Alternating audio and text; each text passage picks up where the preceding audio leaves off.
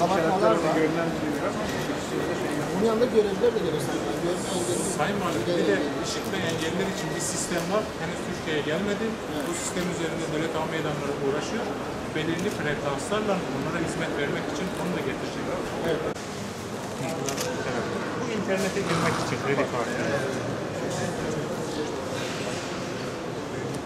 Yani 2005 yılında biliyorsunuz bir yasa çıktı. Bu yasa gereği tüm kamu kurum kuruluşları gerçek ve tüzel kişilere ait olup da umuma açık olan binalar, ayrıca günlük yaşamımızda sadece engellilerimize açık değil ama tüm herkese açık olan umuma açık istirahat, eğlence yerleri, sosyal kültürel alanlar ve bunun gibi yerler sadece engelli olmayan vatandaşlarımıza değil ama aynı zamanda engellilerimizin de erişebilmesine ve ulaşabilmesine uygun hale getirilmek zorunda. Bunun içerisinde tabii toplu taşıma araçları da dahil. Gerek kamunun olsun, gerekse özelin olsun.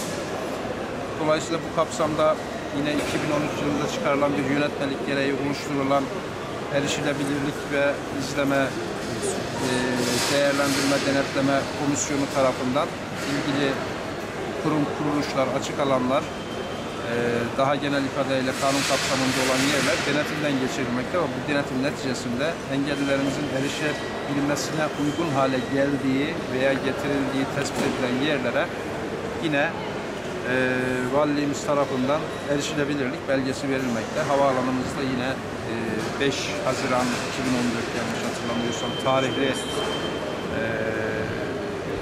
onay ile uygun görme ile erişilebilirlik belgesi almaya hak kazandı. Kendilerini tebrik ediyorum. Bu ilimizde erişilebilirlik belgesi verdiğimiz ilk tesisimiz. Tabii hemen burada söylemekte fayda var. Ağız ve diş sağlığı merkezimiz de yine çok uygun bir şekilde ve standartına uygun bir şekilde erişilebilirlik belgesini almaya kazanmış olan kurumlarımızdan bir tanesi. Yine Aile Sosyal Politikalar Müdürlüğümüz çok ufak bir iki değişiklikle birlikte bu belgeye hak kazanacak olan kurumlarımızdan bir tanesi. Diğer kurumlarla ilgili çalışmalar da devam ediyor. Süre bitiminden önce inşallah bütün kurumlarımıza erişilebilirlik belgesi vermiş olacağız. Ama tabii bunun yanında bir diğer önemli husus özellikle açık alanlarında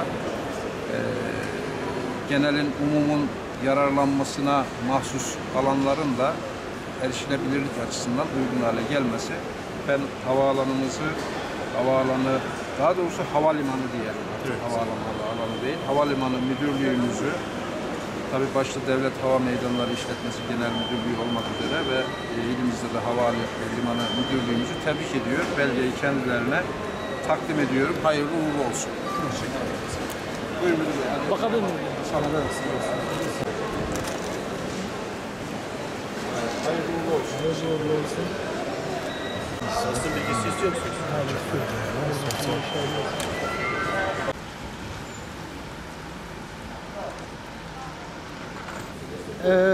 Tüm Türkiye'de yasa gereği kurulan İzleme Denetleme Kurulu komisyonlar çerçevesinde yaptığımız denetim sonucunda ilimizdeki devlet hava meydanlarına ait işletmede Haziran ayında yaptığımız inceleme sonucunda engellilere yönelik yapılan tüm düzenlemelerin standartlara uygun olduğunu tespit edilmiş olup bu kapsamda 3 Aralık Dünya Engelli Günü olması sebebiyle erişilebilir belgesi devlet hava meydan işletmelerine bugün itibariyle verilmiştir.